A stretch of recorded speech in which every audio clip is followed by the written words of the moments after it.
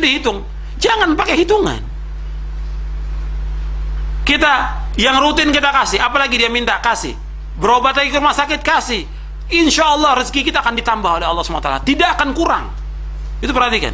Jangan bakhil pada orang tua. Jangan bakhil, jangan pelit. Dengan kita memberikan pada orang tua, rezeki kita akan ditambah oleh Allah. Akan diberikan barokah, rumah tangga kita pun akan diberikan barokah. Jangan kita hitungan pada orang tua. Banyak anak-anak yang hitungan pada orang tua, ya rezekinya tetap seperti itu. Tapi kalau dia berbuat baik, insya Allah akan ditambah rezekinya oleh Allah SWT. Kemudian di antara bentuk durhaka, bermuka masam, cemberut pada orang tua, atau mengatakan bodoh, ketinggalan zaman, kolot, ketinggalan zaman, atau yang lainnya. Ini tidak boleh. Mencela, menghina, melecehkan orang tua tidak boleh. Dan ini termasuk durhaka. Yang ketujuh, menyuruh orang tua, seperti menyapu, mencuci, menyiapkan makanan, dan yang lainnya. Ini tidak boleh, kecuali kalau memang orang tua itu senang dengan seperti itu. Yang memang orang tua senang, dia menyediakan anaknya, mengurus rumahnya, senang, gak ada masalah. Tapi dengan kita menyuruh orang tua untuk mencuci dan segala macam, tidak dibolehkan. Ya, kita cari pembantu. Jangan orang tua jadikan sebagai budak. Jangan orang tua jadikan sebagai khadimah, pembantu. Cari khadimah. Jangan orang tua jadikan sebagai pembantu. Yang kedelapan, menyebutkan kejelekan orang tua di hadapan orang banyak, atau mencemarkan nama baik orang tua. Bab orang tua kita ini semuanya berbeda-beda. Ada memang orang tua yang memang ada cacat, akhlaknya kurang baik, tapi nggak boleh kita sebutkan pada orang lain. Tutup. Kalau kita punya teman setia kita, dia cacat, kita tutupi. Sekarang orang tua yang melahirkan, tutupi cacat, jangan ceritakan pada orang lain kekurangan-kekurangan dia atau perangai yang jelek. Tutup. Bab ini termasuk durhaka, mencemarkan nama baik orang tua. Kemudian juga yang kesembilan, memasukkan kemungkaran ke dalam rumah, seperti alat musik, menghisap rokok. Ini rokok hukumnya haram dalam Islam. Ya, kalau ada fatwa mengatakan rokok itu haram untuk anak kecil, untuk perempuan hamil. Tapi kalau orang dewasa nggak apa-apa. Ini nggak benar fatwa ini. Rokok itu haram untuk semua orang, haram.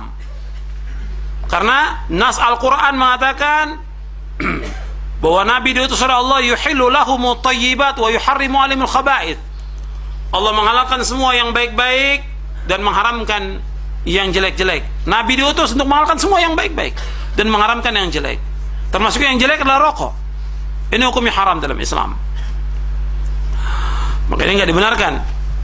Si anak maupun si orang tua nggak dibenarkan untuk merokok. Kemudian juga alat musik, ini juga nggak dibenarkan dalam Islam. Karena Nabi menyebutkan dalam hadis yang sahih yang diriwayatkan oleh Imam Bukhari dan yang lainnya, la yakunanna min ummati aqwamun yastahilluna al-hira wal harira wal khamra wal ma'azif. Kata Nabi, nanti akan ada dari umatku orang-orang yang menghalalkan zina, menghalalkan sutra, menghalalkan khamr, dan menghalalkan alat musik. Hadis ini sahih riwayat Bukhari. Bahkan di akhir hadis itu disebutkan nanti mereka akan dirubah wajahnya seperti kera dan babi. Jadi ada yang menghalalkan zina, berarti hukum zina hukumnya haram. Sutra hukumnya haram untuk laki-laki, halal untuk wanita. Sutra dan emas itu halal untuk wanita, haram untuk laki-laki. Yang ketiga, di antara umat ini ada yang menghalalkan, yaitu al-khamr. Dalam riwayat yang lain disebutkan ada di antara umat Islam yang mereka menghalalkan khamr dengan memberikan nama yang lain, bukan khamr, tapi mereka memberikan nama yang lain. Yang keempat, yaitu di antara umat ini ada yang menghalalkan ma'azif, alat-alat musik, yang menunjukkan bahwa alat musik itu hukumnya haram dalam Islam. Hadis ini sahih Bukhari. Dan fatwa ulama banyak. Kemudian selanjutnya, di antara bentuk durhaka, yaitu mendahulukan taat kepada istri daripada taat kepada orang tua. Ini perhatikan, di zaman sekarang ini banyak orang-orang yang takut sama istrinya, kalah sama istrinya. Yang jadi pimpinan dalam rumah tangga istrinya. Ya, suami apa kata istrinya? Sami'na wa ata'na.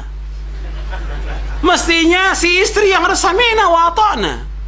Ini suami, ini terbalik.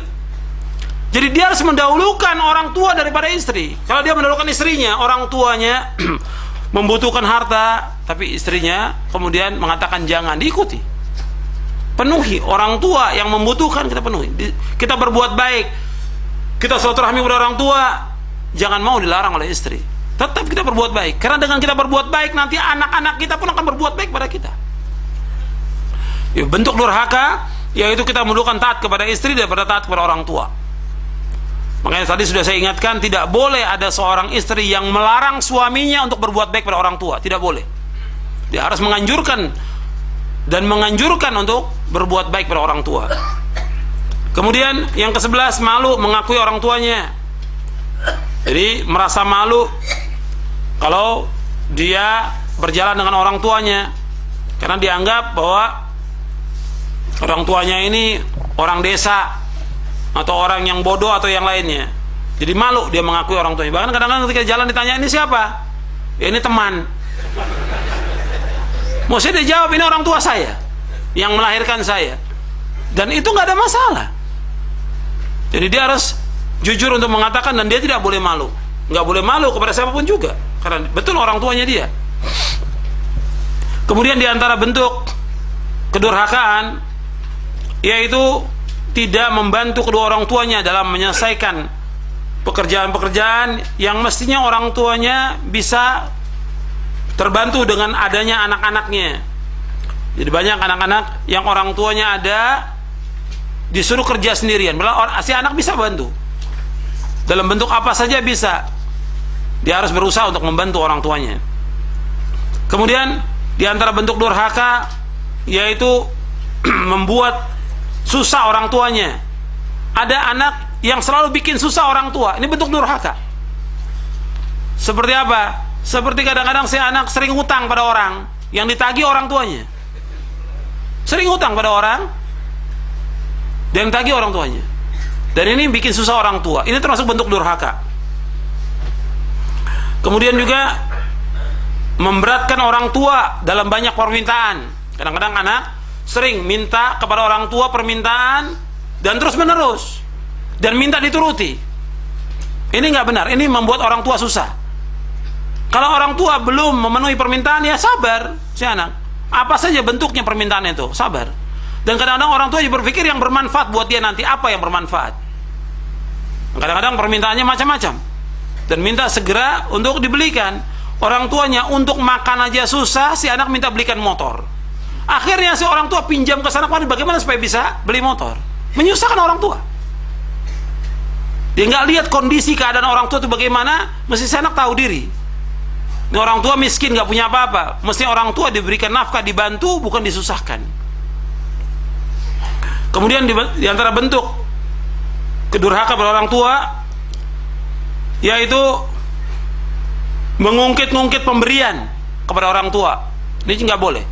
Jadi orang tua kadang-kadang karena memang dia butuh, sering datang pada kita minta uang, datang lagi minta uang. Jangan kita ungkit, berikan. Lakukan ikhlas karena Allah. Mudah-mudahan Allah akan mengganti yang lebih baik. Kemudian juga diantara bentuk durhaka yaitu meninggalkan dan tidak memberikan nasihat kepada orang tua. Ya, orang tua banyak melakukan kemungkaran, kita nasihat dengan cara yang baik dan doakan. Kalau umpamanya dia tidak terima, ya sudah, kita tinggalkan dengan cara yang baik. Tapi kita sampaikan. Kadang-kadang orang tua tidak tahu bahwa ini syirik, ini bid'ah. Kita sampaikan dengan perkataan yang lemah lembut dan kita doa kepada Allah agar dia bisa terima. Ini diantara bentuk-bentuk durhaka. Dan anak yang durhaka, antum perhatikan, akan dicepatkan azabnya di dunia dan di akhirat. Antum lihat di halaman 82 dan 83. Nabi bersabda, "Ma min dzanbin ajdaru ay yu'ajjilallahu ta'ala li sahibil 'uqubah fid dunya ma yaddakhiru lahu fil akhirah min al-baghi wa qati'atir rahim." Tidak ada dosa yang Allah cepatkan azabnya kepada pelakunya dunia di samping azab yang telah disediakan untuknya di akhirat daripada berlaku zalim dan memutuskan silaturahmi. Silaturahmi, kalau orang memutuskan silaturahmi dan dia berbuat zalim pada orang, di dunia akan diazab, di akhirat pun akan diazab. Hadis ini sahih riwayat Bukhari dalam kitabnya Al-Adabul Mufrad, kemudian Abu Daud, Tirmidzi dan yang lainnya. Dalam hadis yang lain Nabi bersabda, "Babani mu'ajjalani 'uqubatuhuma fid dunya al-baghy wal 'uquq." dua perbuatan dosa yang Allah cepatkan azabnya, siksanya dunia, yaitu berbuat zalim dan durhaka pada orang tua. Hadis ini sahih, riwayat Bukhari dalam Tarikh dan juga Tabrani dalam Mu'jamul Kabir dari sahabat Abu Bakrah. Hadis ini diriwayatkan oleh Imam Hakim dari Anas bin Malik. Jadi anak yang durhaka pada orang tuanya dicepatkan hukumannya di